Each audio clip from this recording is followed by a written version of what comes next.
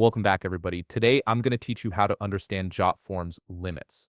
Whether you're on a free trial or considering an upgrade, knowing exactly what your account can handle is essential for planning your forms and workflows effectively. Also, if you're interested in business tools that could improve your workflow, I've dropped a few links in the description down below. To get started, open your web browser and head over to jotform.com. Once the page loads, go ahead and log in using your credentials. Make sure you enter your email and password correctly to access your account dashboard. After you've logged in, look towards the upper right corner of the page where you'll see your avatar profile. Click on it, and a drop-down menu will appear with several options.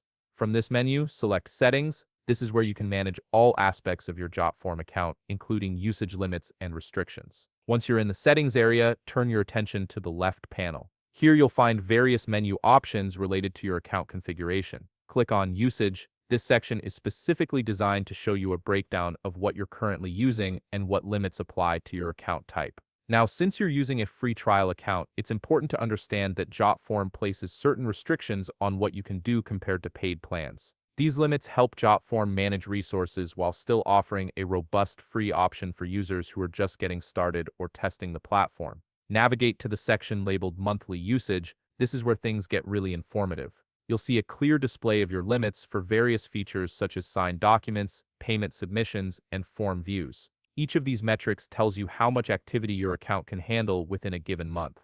For example, if you're collecting payments through forms, you'll want to keep an eye on your payment submissions limit to avoid any disruptions.